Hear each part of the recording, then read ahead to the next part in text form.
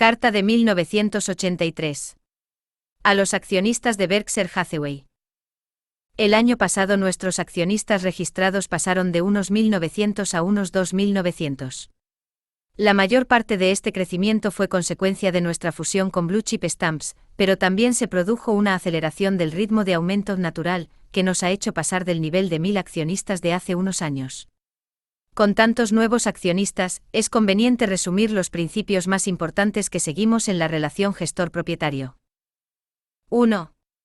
Aunque nuestra forma legal es una sociedad anónima, nuestra actitud es de asociación.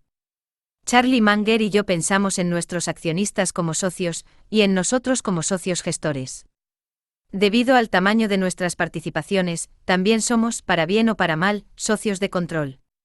No consideramos que la empresa sea la propietaria final de nuestros activos empresariales, sino que la vemos como un conducto a través del cual nuestros accionistas son propietarios de los activos.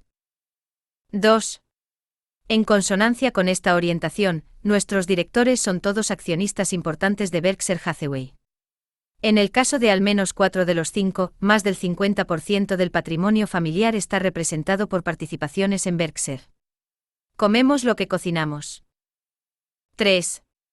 Nuestro objetivo económico a largo plazo, con algunas salvedades que se mencionan más adelante, es maximizar la tasa media anual de ganancia del valor intrínseco del negocio por acción.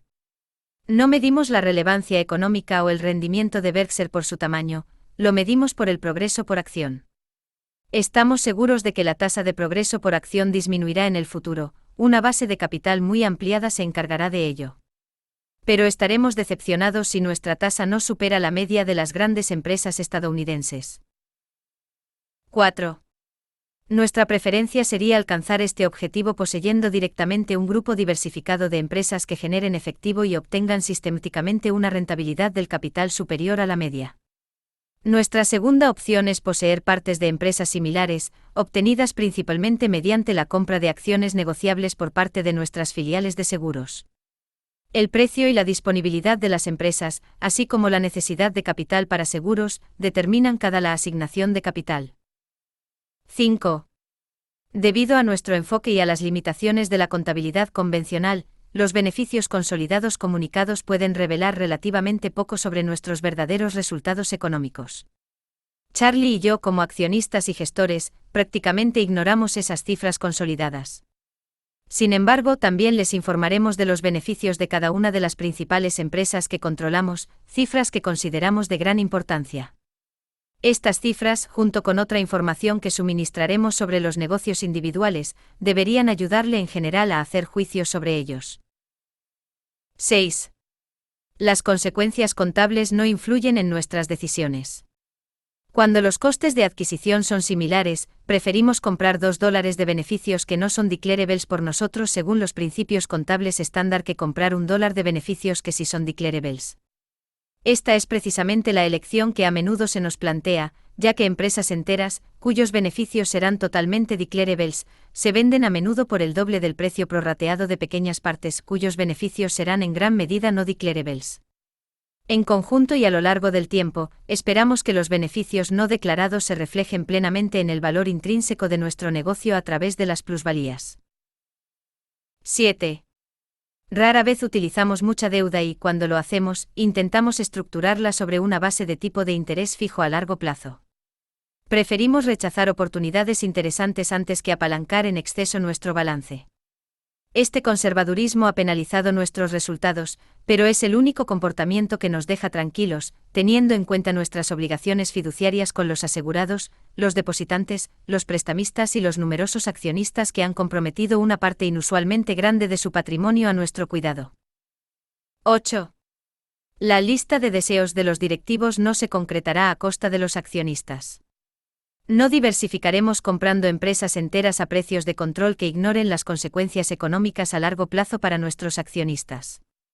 Solo haremos con su dinero lo que haríamos con el nuestro, sopesando plenamente lo que se pueden obtener diversificando mediante compras directas en el mercado de valores. 9. Creemos que las nobles intenciones deben contrastarse periódicamente con los resultados. Comprobamos la conveniencia de retener los beneficios evaluando si la retención, a lo largo del tiempo, proporciona a los accionistas al menos $1 de valor de mercado por cada dólar retenido. Hasta la fecha, esta prueba se ha cumplido. Seguiremos aplicándola de forma continua durante 5 años. A medida que crece nuestro patrimonio neto, es más difícil utilizar los beneficios retenidos con prudencia. 10. Solo emitiremos acciones ordinarias cuando recibamos tanto valor como el que damos. Esta regla se aplica a todas las formas de emisión, no solo a las fusiones u ofertas públicas de acciones, sino también a los canjes de acciones por deuda, las opciones sobre acciones y los valores convertibles. No venderemos pequeñas partes de su empresa, eso es lo que significa la emisión de acciones, sobre una base incompatible con el valor de toda la empresa. 11. Deben ser plenamente conscientes de una actitud que Charlie y yo compartimos y que perjudica nuestros resultados financieros. Independientemente del precio, no tenemos ningún interés en vender ningún negocio bueno que posea Berkshire, y somos muy reacios a vender negocios no demasiado buenos mientras esperemos que generen al menos algo de efectivo y mientras nos sintamos bien con sus gestores y relaciones laborales. Esperamos no repetir los errores de asignación de capital que nos condujeron a esos negocios no tan buenos. Y reaccionamos con gran cautela ante las sugerencias de que nuestras pobres empresas pueden recuperar una rentabilidad satisfactoria mediante grandes inversiones de capital. Las proyecciones serán deslumbrantes y los defensores serán sinceros, pero al final, una gran inversión adicional en una industria terrible suele ser tan gratificante como luchar en arenas movedizas. Sin embargo, esa tendencia a descartar cada vez el negocio menos prometedor no es nuestro estilo. Preferimos que nuestros resultados globales se vean un poco penalizados antes que caer en esa costumbre. 12. Seremos sinceros al informarle, haciendo hincapié en las ventajas y desventajas importantes a la hora de apreciar el valor del negocio. Nuestra guía es contarle los hechos que querríamos conocer si nuestras posiciones fueran inversas. No le debemos menos. Además, como empresa con un importante negocio de comunicación, sería imperdonable que aplicáramos un estándar menos exigente en cuanto a la precisión, agudeza y equilibrio al informar sobre nosotros mismos que las que esperaríamos que aplicara nuestro personal de noticias al informar sobre otros. También creemos que la franqueza nos beneficia como gestores. El director general que engaña a otros en público puede acabar engañándose a sí mismo en privado. 13. A pesar de nuestra política de franqueza, solo hablaremos de nuestras actividades en valores negociables en la medida en que lo exija la ley. Las buenas ideas de inversión son raras, valiosas y están sujetas a la apropiación por parte de la competencia, al igual que las buenas ideas de adquisición de productos o negocios. Por lo tanto, normalmente no hablaremos de nuestras ideas de inversión. Esta prohibición se extiende incluso a los valores que hemos vendido, porque podemos volver a comprarlos, y a los valores que se rumorea incorrectamente que vamos a comprar. Si negamos esos informes pero decimos sin comentarios en otras ocasiones, los sin comentarios se convierten en una confirmación. Esto completa el catecismo, y ahora podemos pasar al punto culminante de 1983, la adquisición de una participación mayoritaria en Nebraska Furniture Mart y nuestra asociación con Rose Blumkin y su familia. Nebraska Furniture Mart. El año pasado, al hablar de cómo los directivos con mentes brillantes, pero cargadas de adrenalina, se apresuran a realizar adquisiciones insensatas, cité a Pascal, me ha llamado la atención que todas las desgracias de los hombres surgen de la única causa de que son incapaces de permanecer tranquilos en una habitación. Incluso Pascal habría abandonado la habitación por la señora Blumkin. Hace unos 67 años, la señora Blumkin, que entonces tenía 23 años, se abrió paso entre los guardias fronterizos para salir de Rusia hacia América. No tenía educación formal, ni siquiera el nivel de la escuela primaria, y no sabía inglés.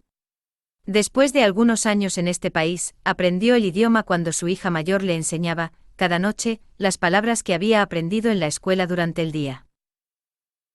En 1937, después de muchos años vendiendo ropa usada, la señora Blumkin había ahorrado $500 con los que pudo realizar su sueño de abrir una tienda de muebles.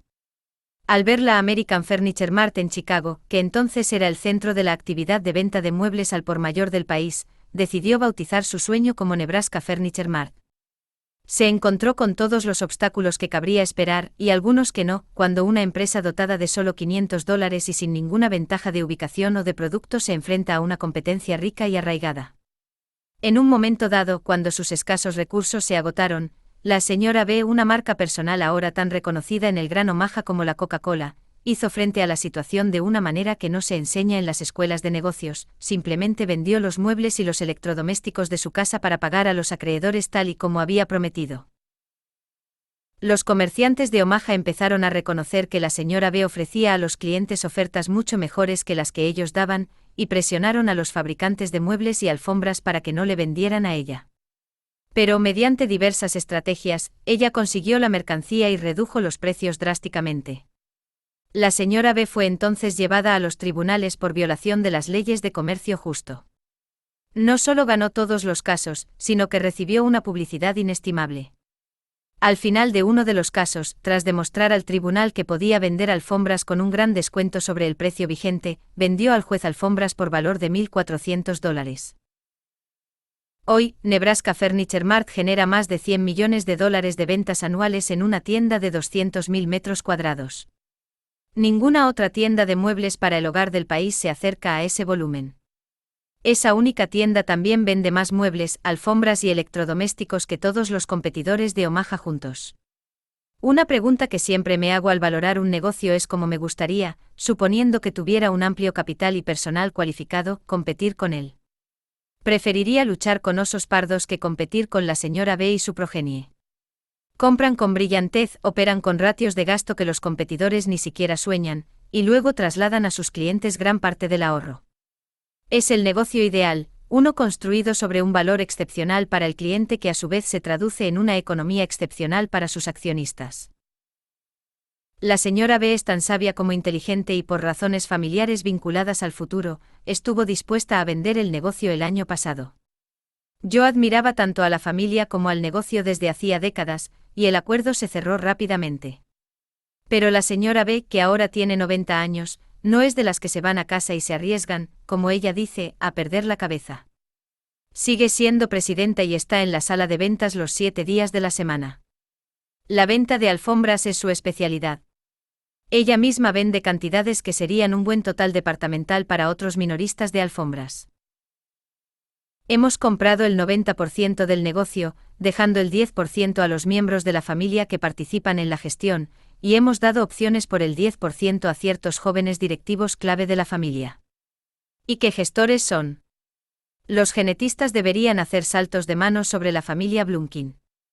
Louis Blumkin, el hijo de la señora B, ha sido presidente de Nebraska Furniture Mart durante muchos años y está ampliamente considerado como el más astuto comprador de muebles y electrodomésticos del país. Louis dice que tuvo el mejor profesor, y la señora B dice que tuvo el mejor alumno. Ambos tienen razón. Tanto Louis como sus 3 hijos tienen la habilidad empresarial de los Blumkin, su ética de trabajo y, lo más importante, su carácter. Además, son muy buenas personas. Estamos encantados de colaborar con ellos. Rendimiento de la empresa. Durante 1983 nuestro valor contable aumentó de $737,43 por acción a $975,83 por acción, es decir, un 32%. Nunca nos tomamos muy en serio la cifra de un año. Después de todo, porque el tiempo que necesita un planeta para dar la vuelta al Sol debería sincronizarse exactamente con el tiempo necesario para que las acciones empresariales den sus frutos. En su lugar, recomendamos una prueba de no menos de 5 años como vara de medir aproximada de los resultados económicos. Las luces rojas deberían empezar a parpadear si la ganancia anual media de 5 años cae muy por debajo de la rentabilidad de los fondos propios obtenida durante el periodo por la industria estadounidense en su conjunto. Esté atento a nuestra explicación si eso ocurre, ya que Goethe observó, cuando las ideas fallan, las palabras son muy útiles. Durante los 19 años de gestión actual, el valor contable ha pasado de $19,46 por acción a $975,83, es decir, un 22,6% compuesto anualmente. Teniendo en cuenta nuestro tamaño actual, no es sostenible nada parecido a esta tasa de rentabilidad. Los que crean lo contrario deberían seguir una carrera en ventas, pero evitar una en matemáticas. Informamos de nuestro progreso en términos de valor contable porque en nuestro caso, aunque no, de ninguna manera, en todos los casos, es un sustituto conservador pero razonablemente adecuado para el crecimiento del valor intrínseco del negocio, la medida que realmente cuenta. La virtud del valor contable como medida de puntuación es que es fácil de calcular y no implica los juicios subjetivos, pero importantes, empleados en el cálculo del valor empresarial intrínseco. Sin embargo, es importante entender que ambos términos, valor contable y valor empresarial intrínseco, tienen significados muy diferentes. El valor de libros es un concepto contable que registra la aportación financiera acumulada tanto del capital aportado como de los beneficios retenidos. El valor intrínseco de la empresa es un concepto económico que estima la generación futura de efectivo descontada al valor presente. El valor contable indica lo que se ha aportado. El valor intrínseco de la empresa estima lo que se puede sacar. Una analogía explica la diferencia. Supongamos que se gastan cantidades idénticas para que 2 hijos vayan a la universidad. El valor contable, medido por la aportación financiera, de la educación de cada hijo sería el mismo. Pero el valor presente de los beneficios futuros, el valor intrínseco del negocio, podría variar enormemente, desde cero hasta muchas veces el coste de la educación. De la misma manera, las empresas que reciben una aportación financiera igual acaban teniendo grandes variaciones de valor. En Berkshire, a principios del ejercicio 1965, cuando la actual dirección se hizo cargo de la empresa, el valor contable de $19,46 por acción exageraba considerablemente el valor intrínseco de la empresa. Todo ese valor contable consistía en activos textiles que no podían obtener, por término medio, nada parecido a una tasa de rentabilidad adecuada. En términos de nuestra analogía, la inversión en activos textiles se asemejaba a la inversión en una educación en gran medida desperdiciada. Ahora, sin embargo, nuestro valor empresarial intrínseco supera considerablemente el valor contable. Hay 2 razones principales. 1. Los principios contables habituales exigen que las acciones ordinarias de nuestras filiales de seguros figuren en nuestros libros a valor de mercado, pero que las demás acciones que poseemos se contabilicen al menor de los valores de coste agregado o de mercado. A finales de 1983, el valor de mercado de este último grupo superaba el valor contable en $70 millones antes de impuestos, o unos 50 millones después de impuestos. Este exceso pertenece a nuestro valor empresarial intrínseco, pero no se incluye en el cálculo del valor contable. 2. Y lo que es más importante, poseemos varias empresas que poseen un fondo de comercio económico, que sí puede incluirse en el valor intrínseco de la empresa, mucho mayor que el fondo de comercio contable que figura en nuestro balance y se refleja en el valor contable. El fondo de comercio, tanto económico como contable, es un tema arcano y requiere más explicaciones de las que caben aquí. El apéndice que sigue a esta carta explica por qué el fondo de comercio económico y el contable pueden, y suelen, diferir enormemente. Se puede vivir una vida plena y gratificante sin pensar nunca en el fondo de comercio y su amortización. Pero los estudiantes de inversión y gestión deberían entender los matices del tema.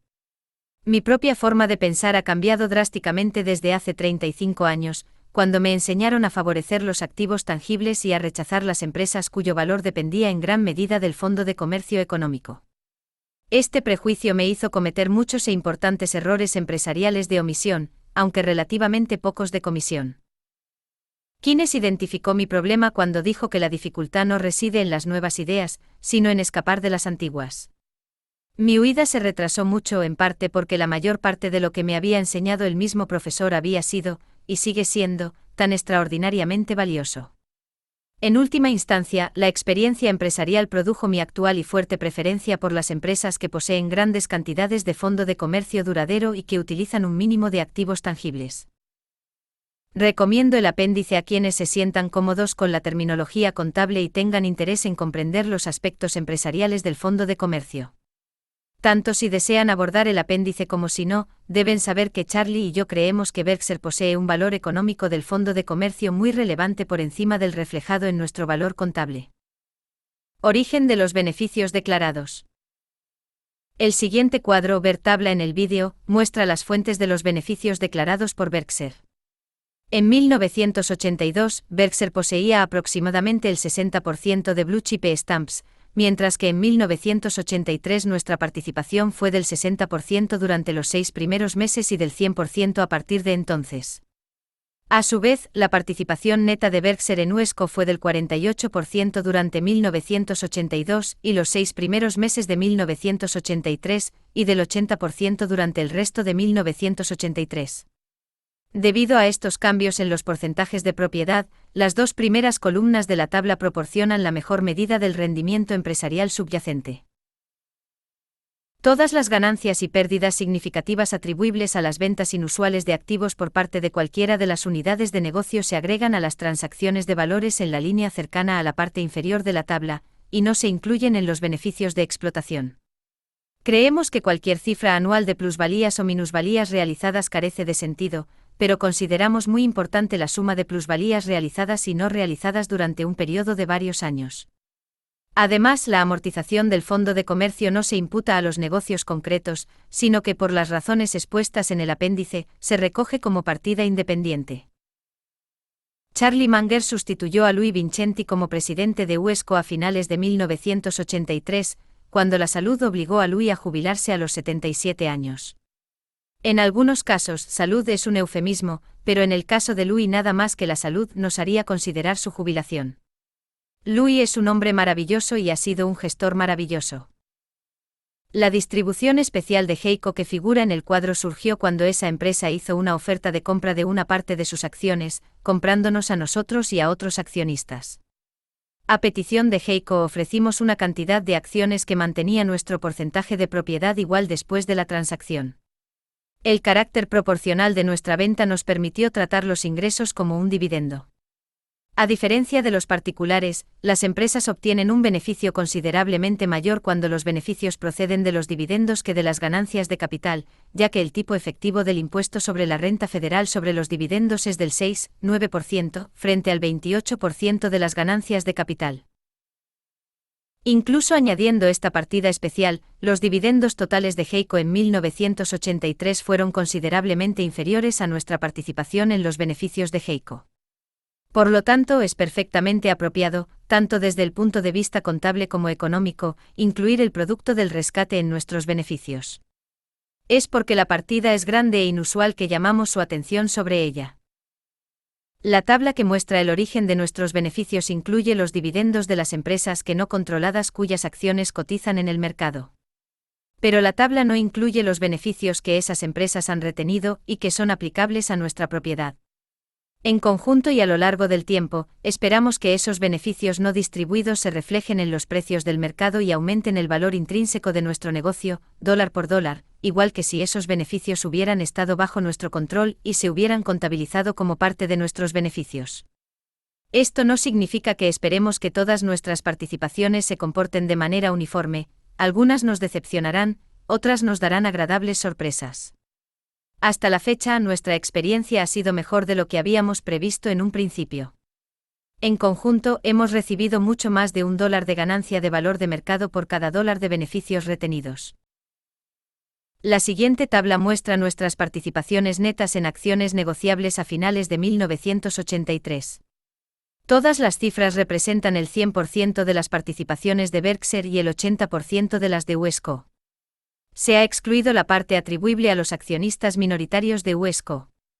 Ver tabla en el vídeo. Sobre la base de las participaciones actuales y de los dividendos actuales, excluyendo cualquier elemento especial, como el reembolso proporcional de HEICO el año pasado, esperamos que los dividendos declarados por este grupo sean de aproximadamente $39 millones en 1984. También podemos hacer una estimación muy aproximada de los beneficios que este grupo retendrá y que serán atribuibles a nuestra propiedad. Pueden ascender a unos $65 millones en el año. Estos beneficios retenidos podrían no tener ningún efecto inmediato en los precios de mercado de los títulos. Sin embargo, creemos que con el tiempo tendrán un significado real. Buffalo Evening News. En primer lugar, una aclaración. Nuestra razón social es Buffalo Evening News, pero el nombre del periódico, desde que iniciamos una edición matinal hace poco más de un año, es Buffalo News. En 1983, el periódico superó en cierta medida su objetivo de obtener un margen de beneficios del 10% después de impuestos. Dos factores fueron los responsables. Uno, un coste del impuesto estatal sobre la renta que fue menor a lo normal debido a un gran arrastre de pérdidas, ahora totalmente utilizado, y 2. Una gran caída en el coste por tonelada del papel prensa, una casualidad no prevista que se revertirá en 1984. Aunque nuestros márgenes de beneficio en 1983 fueron más o menos la media de los periódicos como el News, el rendimiento del periódico, sin embargo, fue un logro importante teniendo en cuenta el entorno económico y de venta al por menor en Buffalo. Buffalo cuenta con una concentración de industria pesada, un segmento de la economía que se vio especialmente afectado por la reciente recesión y que ha quedado rezagado en la recuperación. Como los consumidores de Buffalo han sufrido, también lo han hecho los clientes minoristas del periódico. Su número se ha reducido en los últimos años y muchos de los que han sobrevivido han recortado su espacio de publicidad. Dentro de este entorno, el News tiene una fuerza excepcional, su aceptación por parte del público, cuestión que se mide por la ratio de penetración del periódico, es decir, el porcentaje de hogares de la comunidad que compran el periódico cada día. Nuestra ratio es magnífico. Durante los 6 meses que terminaron el 30 de septiembre de 1983, el News fue el número 1 en penetración en días laborables entre los 100 periódicos más importantes de Estados Unidos. La clasificación se basa en las cifras recopiladas por la Oficina de Auditoría de Circulaciones. A la hora de interpretar las clasificaciones, es importante tener en cuenta que muchas grandes ciudades tienen 2 periódicos, y que en estos casos la penetración de cualquiera de ellos es necesariamente menor que si hubiera un solo periódico, como en Buffalo. No obstante, en la lista de los 100 periódicos más grandes hay muchos que tienen una ciudad para ellos solos. Entre ellos, el News ocupa el primer puesto a nivel nacional, muy por delante de muchos de los diarios más conocidos del país. Entre las ediciones dominicales de estos mismos grandes diarios, el News ocupa el tercer lugar en penetración, entre 10 y 20 puntos porcentuales por delante de muchos periódicos conocidos. No siempre fue así en Buffalo. A continuación mostramos la difusión dominical en Buffalo en los años anteriores a 1977 comparada con el periodo actual. En ese periodo anterior el periódico dominical era el Courier Express, el News no se publicaba entonces los domingos. Ahora, por supuesto, es el News. Ver tabla en el vídeo. Creemos que el índice de penetración de un periódico es la mejor medida de su fuerza.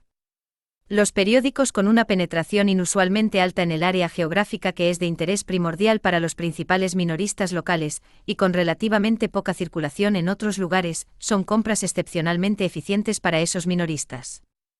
Los periódicos de baja penetración tienen un mensaje mucho menos convincente que presentar a los anunciantes. En nuestra opinión, 3 factores explican en gran medida la inusual aceptación del News en la comunidad.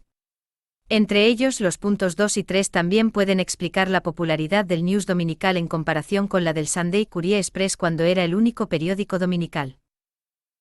El primer punto no tiene nada que ver con los méritos del News. Tanto la emigración como la inmigración son relativamente bajas en Buffalo. Una población estable está más interesada e involucrada en las actividades de su comunidad que una población cambiante y, en consecuencia, está más interesada en el contenido del diario local. Si aumentan los desplazamientos dentro y fuera de una ciudad, las ratios de penetración disminuirán. En cuanto al segundo punto, el News tiene una reputación de calidad e integridad editorial que fue perfeccionada por nuestro editor de toda la vida, el legendario Alfred Kirchhofer, y que ha sido preservada y ampliada por Mary Light. Esta reputación fue enormemente importante para nuestro éxito a la hora de lanzar un periódico dominical frente a una competencia arraigada. Y sin una edición dominical, el News no habría sobrevivido a largo plazo. 3. El News hace honor a su nombre, entrega una cantidad inusual de noticias.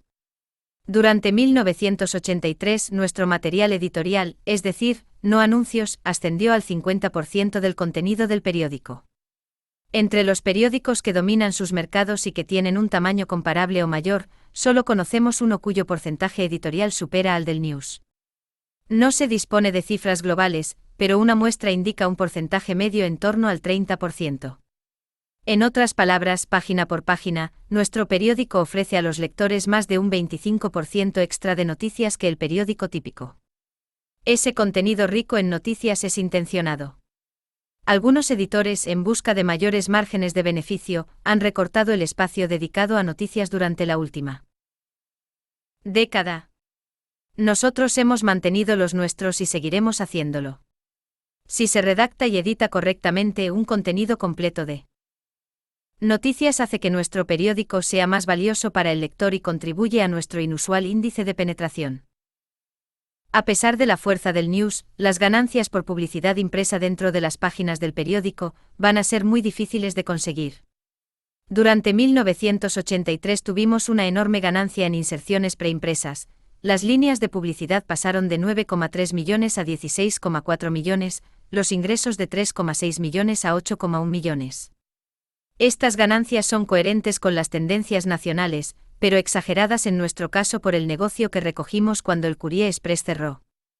En general, el cambio de publicidad impresa a inserciones preimpresas tiene implicaciones económicas negativas para nosotros.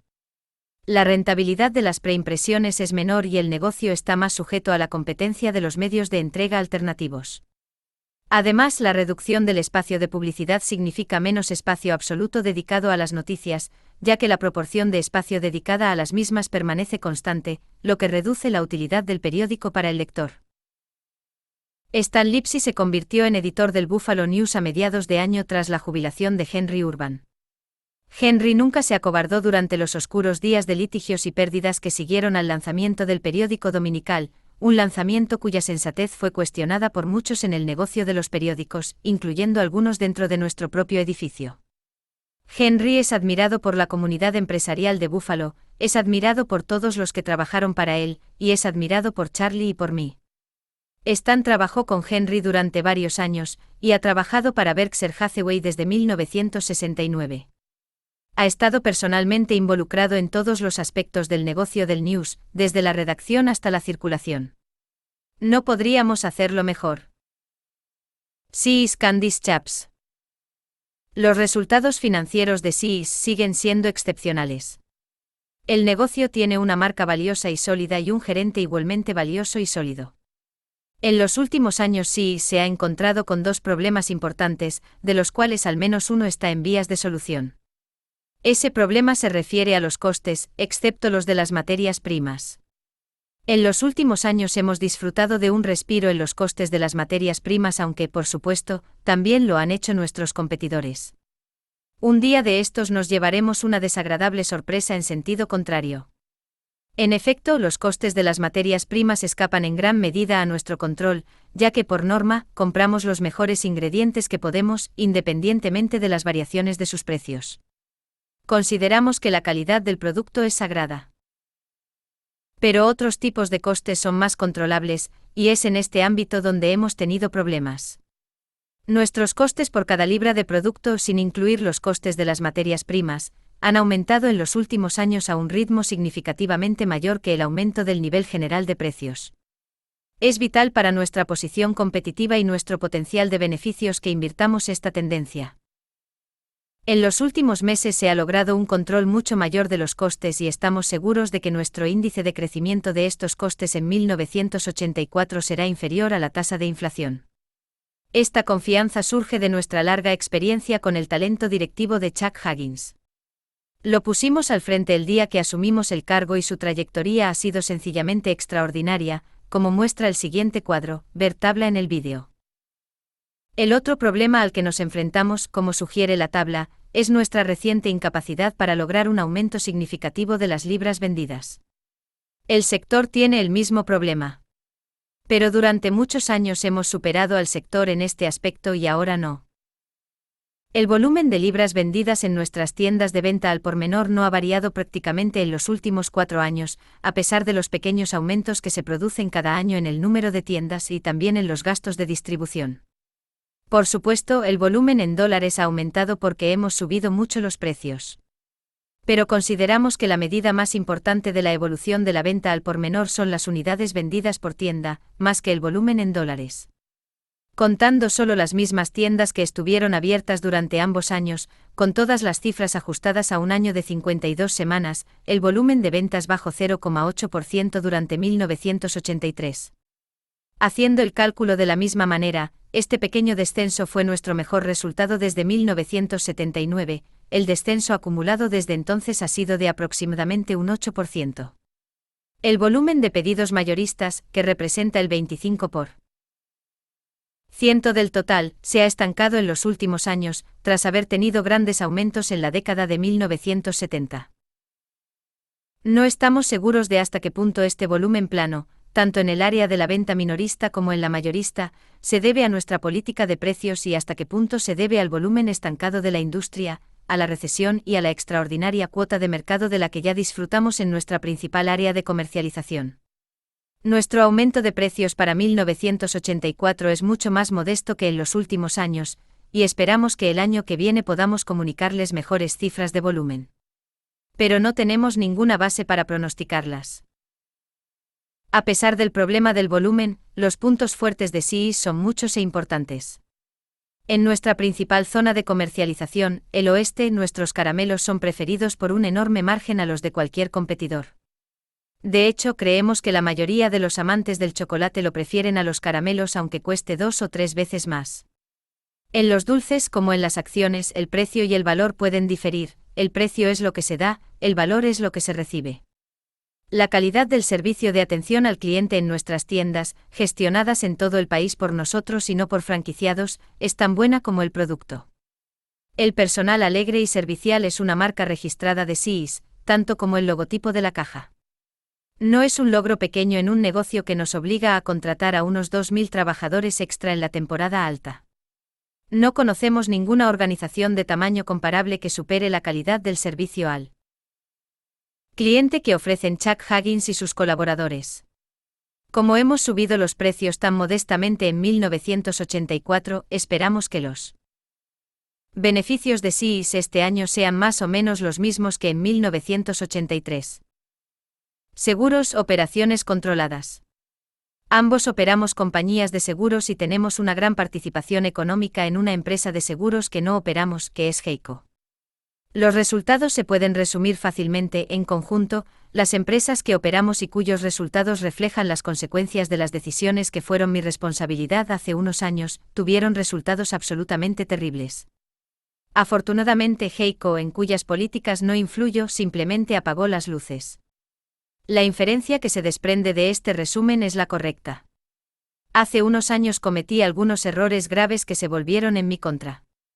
El sector tuvo su peor año en mucho tiempo, como indica la tabla siguiente, ver tabla en el vídeo. Los datos de Best reflejan la experiencia de prácticamente todo el sector, incluidas las sociedades anónimas y mutua. La ratio combinada representa los costes totales de los seguros, pérdidas incurridas más gastos, en comparación con los ingresos por primas. Una ratio inferior a 100 indica un beneficio y uno superior a 100 indica una pérdida. Por las razones expuestas en el informe del año pasado, esperamos que la mala experiencia del sector en 1983 sea más o menos la que tengamos que esperar durante muchos años. Eso no significa que pensemos que las cifras no vayan a rebotar un poco, seguramente lo harán. Pero creemos que es muy poco probable que la ratio combinada durante el resto de la década se sitúe en promedio significativamente por debajo del nivel de 1981 a 1983. Según nuestras expectativas sobre la inflación, y somos tan pesimistas como siempre en ese aspecto, el volumen de primas del sector debe crecer alrededor de un 10% anual solo para estabilizar las ratios de siniestralidad en los niveles actuales. Nuestra ratio combinada en 1983 fue de 121. Dado que Mike Goldberg ha asumido recientemente la mayor parte de la responsabilidad de la operación de seguros, me gustaría que nuestras deficiencias pudieran achacarse a él y no a mí. Pero desgraciadamente, como hemos señalado a menudo, el negocio de los seguros tiene efectos retardados. Aunque se cambien las políticas empresariales y se mejore el personal, debe pasar un periodo importante antes de que se vean los efectos. Esta característica del negocio nos permitió ganar mucho dinero en Geico, podíamos prever lo que iba a suceder mucho antes de que ocurriera realmente. Así pues, las raíces de los resultados de 1983 son las decisiones operativas y de personal tomadas 2 o más años atrás, cuando yo era responsable directo del grupo de seguros. A pesar de nuestros malos resultados en general, varios de nuestros directivos hicieron un trabajo realmente extraordinario. Roland Miller dirigió el negocio de automóviles y de responsabilidad civil general de National Indemnity y de National Fire and Marine Insurance para mejorar los resultados, mientras que los de la competencia se deterioraron. Además, Tom Rowley de Continental Divide, nuestra incipiente compañía de seguros de hogar de Colorado, parece ser un ganador seguro. Mike la encontró hace poco más de un año y fue una adquisición importante. Recientemente nos hemos vuelto activos, y esperamos serlo mucho más, en transacciones de reaseguro en las que la principal preocupación del comprador debería ser la solvencia del vendedor a largo plazo. En estas transacciones, nuestra principal solidez financiera debería convertirnos en la primera opción tanto de los demandantes como de las aseguradoras que deben confiar en las promesas del reasegurador durante muchos años. Una fuente importante de este tipo de negocio son las liquidaciones estructuradas, un procedimiento de liquidación de siniestros por el que los demandantes reciben pagos periódicos, casi siempre mensuales, de por vida, en lugar de una única liquidación a tanto alzado. Esta forma de liquidación tiene importantes ventajas fiscales para el reclamante y también evita que éste despilfarre un gran pago a tanto alzado. A menudo se incluye en el acuerdo una cierta protección contra la inflación. Por lo general, el demandante ha sufrido lesiones graves, por lo que los pagos periódicos deben ser incuestionablemente seguros durante décadas. Creemos que ofrecemos una seguridad sin igual. Ninguna otra aseguradora que conozcamos, incluso las que tienen activos brutos mucho mayores, tiene nuestra solidez financiera. También pensamos que nuestra solidez financiera debería recomendarnos a las empresas que desean transferir pérdidas de reservas. En este tipo de transacciones, otras compañías de seguros nos pagan una suma global para asumir todos, o una parte específica, los futuros pagos de siniestros aplicables a grandes bloques de negocios vencidos. También en este caso, la compañía que transfiere estos siniestros necesita estar segura de la solidez financiera del cesionario durante muchos años. Una vez más, la mayoría de nuestros competidores que solicitan este tipo de negocio nos parecen que tienen una situación financiera materialmente inferior a la nuestra. Los acuerdos estructurados y la asunción de reservas para siniestros podrían llegar a ser muy relevantes para nosotros. Debido a su tamaño potencial y a que estas operaciones generan grandes cantidades de ingresos de inversión en comparación con el volumen de primas, mostraremos los resultados de estos negocios en una línea separada en nuestros datos del segmento de seguros. También excluiremos su efecto al informarles de nuestra ratio combinada. No contabilizamos beneficios por adelantado en las operaciones de liquidación estructurada o de pérdidas de reservas, y todos los gastos generales atribuibles se contabilizan en el ejercicio corriente. Ambos negocios están dirigidos por Don Burster en National Indemnity. Seguros Geico.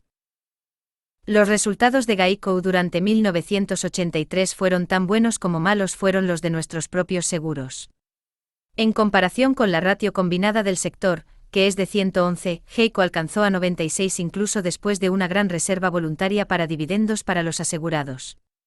Hace unos años no habría pensado que Geico pudiera superar tanto al sector.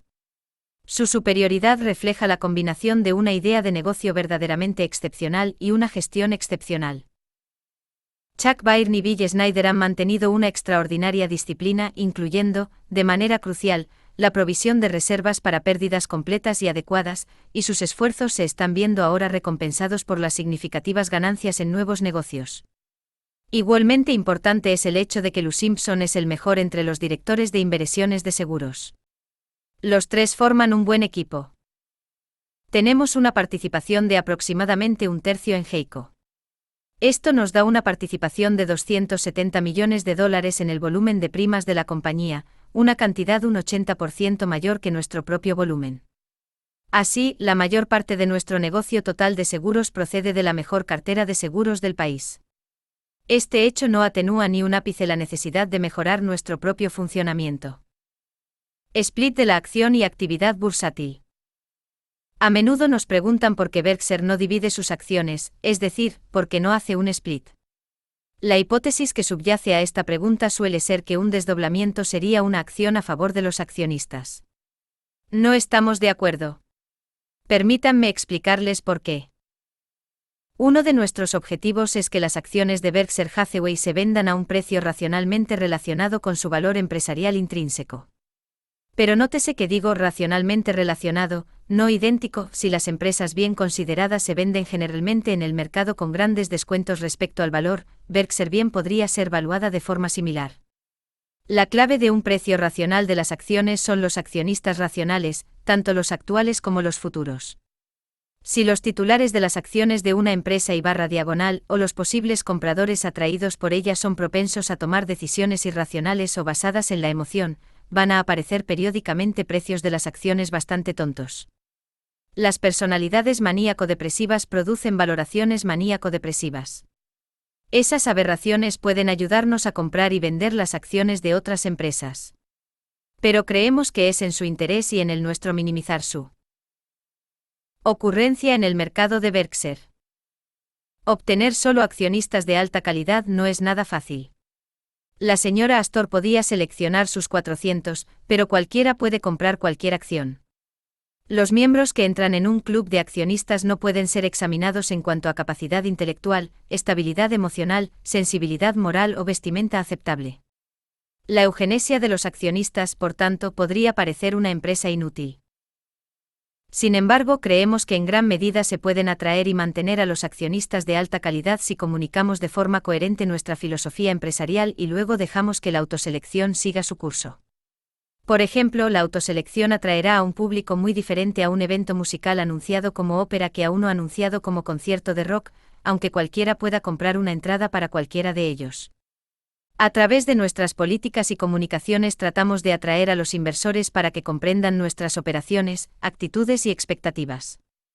Y lo que es igual de importante, tratamos de disuadir a los que no lo hacen. Queremos a los que se consideran accionistas e invierten en empresas con la intención de quedarse mucho tiempo. Y queremos a aquellos que mantienen su mirada centrada en los resultados empresariales, no en los precios del mercado. Los inversores que poseen estas características son una pequeña minoría, pero tenemos una colección excepcional de ellos. Creo que más del 90%, probablemente más del 95%, de nuestras acciones están en manos de quienes fueron accionistas de Berkshire o Blue Chip hace 5 años. Y creo que más del 95% de nuestras acciones están en manos de inversores cuya participación tiene un valor de al menos el doble que su siguiente participación en otra empresa. Entre las empresas con al menos varios miles de accionistas públicos y más de $1.000 millones de valor de mercado, somos casi con toda seguridad el líder en el grado en que nuestros accionistas piensan y actúan como accionistas. Mejorar un grupo de accionistas que posee estas características no es fácil. Si dividiéramos las acciones o tomáramos otras medidas centradas en el precio de las acciones y no en el valor del negocio, atraeríamos a una clase de compradores entrantes inferior a la clase de vendedores salientes. A $1.300 hay muy pocos inversores que no puedan permitirse una acción de Berkshire. Estaría mejor un potencial comprador de una acción si dividimos 100 por 1 para que pueda comprar 100 acciones. Aquellos que piensan que sí y que comprarían las acciones a causa del split o en previsión de uno, definitivamente rebajarían la calidad de nuestro actual grupo de accionistas. Pregunto, ¿podríamos realmente mejorar nuestro grupo de accionistas cambiando algunos de nuestros actuales miembros de pensamiento claro por otros nuevos e impresionables que, prefiriendo el papel al valor, se sienten más ricos con 9 billetes de $10 que con uno de 100? Las personas que compran por razones que no son de valor es probable que vendan por razones que no son de valor. Su presencia acentuará las oscilaciones erráticas de los precios sin relación con la evolución subyacente de los negocios. Intentaremos evitar las políticas que atraen a los compradores con un enfoque a corto plazo en el precio de nuestras acciones y trataremos de seguir políticas que atraigan a los inversores informados a largo plazo que se centran en los valores del negocio. Al igual que usted compró sus acciones de Berkshire en un mercado poblado por inversores informados racionales, se merece la oportunidad de vender, si alguna vez lo desea, en el mismo tipo de mercado. Una de las ironías del mercado de valores es el énfasis en la actividad. Los corredores de bolsa, utilizando términos como comerciabilidad y liquidez, cantan alabanzas a las empresas con una alta rotación de acciones. Los que no pueden llenar su bolsillo, llenarán su oído con confianza. Pero los inversores deben entender que lo que es bueno para el croupier no es bueno para el cliente. Un mercado de valores hiperactivo es el carterista de la empresa. Por ejemplo, consideremos una empresa típica que gana, digamos, un 12% sobre los fondos propios. Supongamos una tasa de rotación de sus acciones muy alta, del 100% anual. Si una compra y una venta de acciones extraen cada una comisión del 1% y si las acciones cotizan a su valor contable, los accionistas de nuestra hipotética empresa pagarán, en conjunto, el 2% del patrimonio neto de la empresa anualmente por el privilegio de transferir la propiedad. Esta actividad no aporta nada a los beneficios de la empresa, y significa que un sexto de ellos se pierden para los accionistas por el coste friccional de la transferencia. Y este cálculo no incluye la negociación de opciones, que aumentaría aún más los costes de fricción. Todo esto hace que el juego de las sillas musicales sea bastante caro. ¿Se imaginan el clamor que surgiría si el gobierno impusiera un nuevo impuesto del 16,6% sobre los beneficios de las empresas o de los inversores? Mediante la actividad del mercado, los inversores pueden imponerse a sí mismos el equivalente a ese impuesto. Los días en los que el mercado negocia 100 millones de acciones, y ese tipo de volumen, si se incluye la negociación extrabursátil, es hoy anormalmente bajo, son una maldición para los accionistas, no una bendición, porque significan que los accionistas están pagando el doble por cambiar de silla que en un día de 50 millones de acciones. Si los días de 100 millones de acciones persisten durante un año y el coste medio de cada compra y venta es de 15 céntimos por acción, el impuesto de cambio de silla para los inversores en conjunto ascendería a unos 7.500 millones de dólares, una cantidad aproximadamente igual a los beneficios combinados en 1982 de Econ, GM, Móvil y Texaco, las 4 mayores empresas de la lista Fortune 500. Estas empresas tenían un valor neto combinado de 75.000 millones de dólares a finales de 1982 y representaban más del 12% del valor neto y de los ingresos netos de toda la lista Fortune 500. Según nuestra hipótesis, los inversores, en conjunto, renuncian cada año a todas las ganancias de esta asombrosa suma de capital simplemente para satisfacer su afición a los cambios financieros.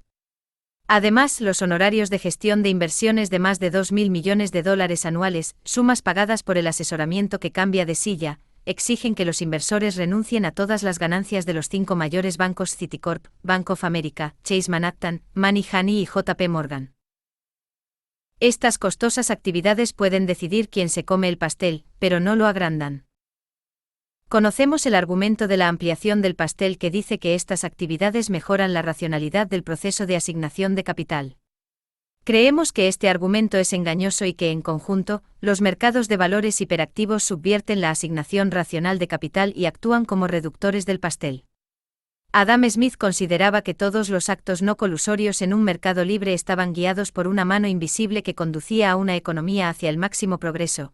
Nuestra opinión es que los mercados tipo casino y la gestión de las inversiones con pelos y señales actúan como un pie invisible que hace tropezar y frena una economía que avanza.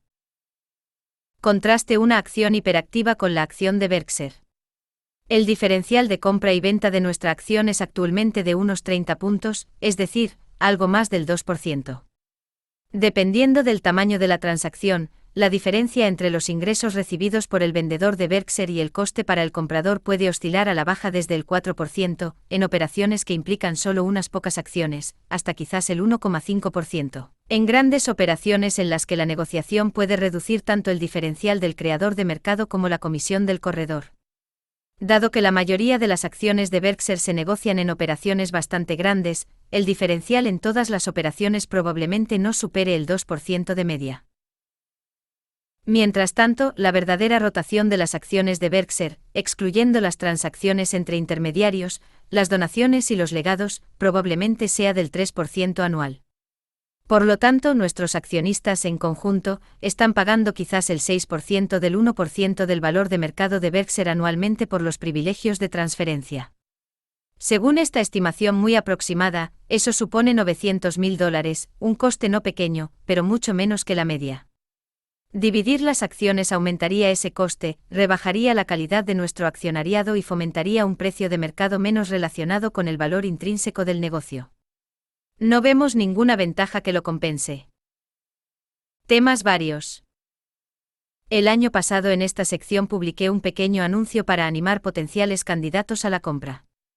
En nuestras empresas de comunicación decimos a nuestros anunciantes que la repetición es la clave de los resultados, y lo es, así que volveremos a repetir nuestros criterios de adquisición de empresas. Preferimos, 1. Compras grandes al menos 5 millones de dólares de ganancias después de impuestos. 2. Capacidad de generar ganancias demostrado, las proyecciones futuras nos interesan poco, así como las reestructuraciones. 3. Empresas que obtengan una buena rentabilidad de los fondos propios y que se endeuden poco o nada. 4. Que tengan un buen equipo gestor. 5. Negocios sencillos, si hay mucha tecnología, no la entenderemos. Y 6. Que nos pidan un precio concreto. No queremos perder nuestro tiempo ni el del vendedor hablando, aunque sea preliminarmente, de una transacción cuando el precio es desconocido. No nos involucraremos en compras hostiles. Podemos prometer total confidencialidad y una respuesta muy rápida, normalmente en 5 minutos, acerca de si estamos interesados. Preferimos comprar al contado, pero consideraremos la emisión de acciones cuando recibamos tanto valor intrínseco del negocio como el que damos. Invitamos a los posibles vendedores a que nos investiguen poniéndose en contacto con personas con las que hayamos hecho negocios en el pasado. Para el negocio adecuado y las personas adecuadas, podemos proporcionar un buen hogar. La fusión entre Blue Chip y Berkshire se llevó a cabo sin problemas. Menos del 0,1% de las acciones de cada empresa votaron en contra de la fusión, y no se presentó ninguna solicitud de valoración. En 1983, ganamos algo de eficiencia fiscal con la fusión y esperamos ganar más en el futuro. Un dato interesante de la fusión: Berkshire cuenta ahora con 1.146.909 acciones en circulación, frente a las 1.137.778 de principios del ejercicio 1965, año en que asumió la dirección actual.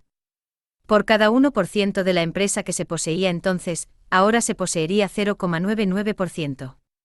Así, todos los activos actuales, el News Seas, Nebraska Furniture Mart, el grupo de seguros, $1.300 millones en acciones negociables, etc., se han sumado a los activos textiles originales sin prácticamente ninguna dilución neta para los accionistas originales. Warren Buffett, presidente del Consejo, 14 de marzo de 1984.